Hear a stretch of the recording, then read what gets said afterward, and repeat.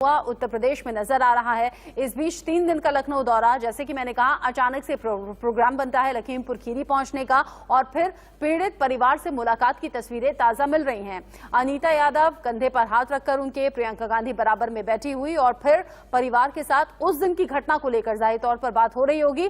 कानून व्यवस्था कैसे यहाँ लचर है उसको लेकर बात हो रही होगी और भविष्य में क्या होना चाहिए, इसी तरीके से जनाधार जुटाया जाता है, इसी तरीके से वोट बैंक हासिल किया जाता है। ये प्रियंका बखूबी समझती हैं। हालांकि इस बार वोट बैंक में तब्दील हो पाएगा, प्रियंका की इन कोशिशों का नतीजा ये आने वाले चुनाव में साफ हो जाएगा। इस बड़ी खबर से जुड़ा आगे जो भी अपडेट होगा दर्शकों तक हम पहुंचाएंगे। फिलहाल अगली खबर का रुख कर लेते हैं। अगली खबर है, प्रधानमंत्री नरेंद्र मोदी से मिले हैं एनसीपी प्रमुख शरद पवार। ये बड़ी मुलाकात हुई है और बड़ी खबर है, दोनों के बीच में करीब 1 घंटे तक बातचीत हुई है। मॉनसून सत्र को लेकर कहा जा रहा है कि अहम बैठक है दोनों के बीच में और तस्वीरें आपकी टीवी स्क्रीन पर।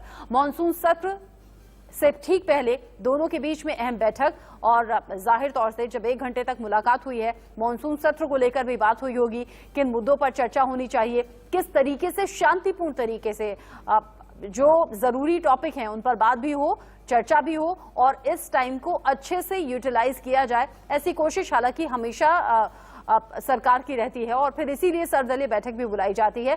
1 घंटे तक मुलाकात हुई है, लेकिन इस मुलाकात में क्या सिर्फ मॉनसून सत्र को लेकर ही बात हुई है या फिर अदर कोई इन्फॉर्मेशन है, ये जैसे ही हमारे सोर्सेज के हवाले से खबर आएगी दर्शकों तक हम पहुंचाएंगे।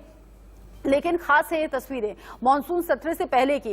एनसीपी अध्यक्ष शरद पवार की मुलाकात हुई है प्रधानमंत्री नरेंद्र मोदी से और दोनों के बीच में 1 घंटे तक बात हुई है। चूंकि कोविड काल है, सोशल डिस्टेंसिंग दोनों के बीच में है, दोनों के चेहरे पर मास्क भी है, शांति से तसल्ली से 1 घंटे तक दोनों के बीच में वार्ता हुई है। मॉनसून सत्र से पहले हुई ये मुलाकात काफी ज्यादा अहम मानी जा रही है। लेकिन क्या ये सिर्फ एक नॉर्मल मीटिंग थी, क्या ये सिर्फ मॉनसून सत्र को लेकर चर्चा वाली मीटिंग थी? ज्यादा अपडेट हम जान लेते हैं। राहुल गौतम ज्यादा अपडेट के साथ जुड़ गए हैं इसी खबर पर हमारे साथ। राहुल, 1 घंटा बहुत ज्यादा है, 1 घंटे मुलाकात हुई, बात क्या सिर्फ मॉनसून सत्र को लेकर हुई होगी?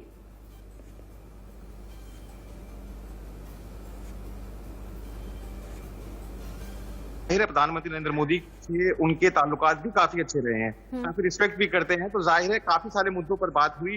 ना सिर्फ मॉनसून सेशन के ऊपर बात हुई बल्कि एग्रीकल्चर सेक्टर को किस तरीके से जो है मदद करनी है उसको लेकर भी चर्चा हुई। आप जानती हैं कि खुद कृषि मंत्री रह चुके हैं शरद पवार, तो इन तमाम मुद्दों के ऊपर बातचीत हुई। लेकिन इसके सियासी मायने भी निकाले जा रहे हैं। आप जानती हैं कि कल पीयूष गोयल जो कि राज्यसभा में लीडर है बीजेपी के, उन्होंने भी मुलाकात की थी शरद पवार से। तो क्या इसके मायने निकाले ये भी जा रहे हैं कि क्या इसका मायने, इसका जो असर है महाराष्ट्र की राजनीति पे पड़ने वाला है? क्योंकि आप जानती हैं जो महाविकास अघाड़ी है उसमें खटपट की खबरें आती रहती हैं। बीच में संजय राउत और देवेंद्र फडणवीस भी मिले थे, तो क्या कुछ निकल कर आ रहा है कि महाराष्ट्र की जो राजनीति है उसमें कुछ तब्दीली आ सकती है? वो देखने वाली बात होगी। अभी मुलाकात खत्म हुई, कितना वक्त हुआ? क्या मीटिंग खत्म होने के बाद शरद पवार मिले मीडिया से, बातचीत हुई है कुछ?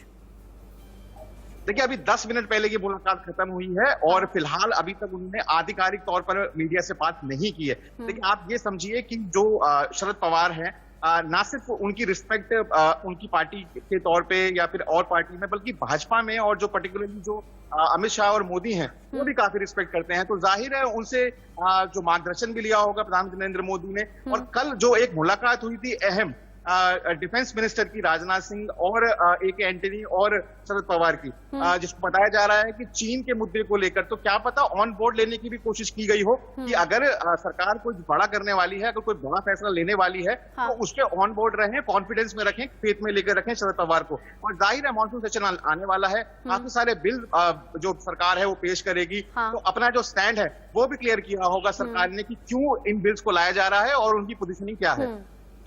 सिर्फ जरूरी बिलों पर बात होगी या फिर मॉनसून सत्र को लेकर ही क्या चर्चा होगी, या फिर जैसा राहुल बता रहे हैं कि कल से अगर आज तक कई बार अलग अलग लोगों से मीटिंग्स हुई हैं, बड़ी बैठकें हुई हैं और आज PM से मिलना, क्या कुछ राजनीतिक हलचल के संकेत भी हैं या फिर कुछ राजनीतिक बदलाव के भी संकेत हैं?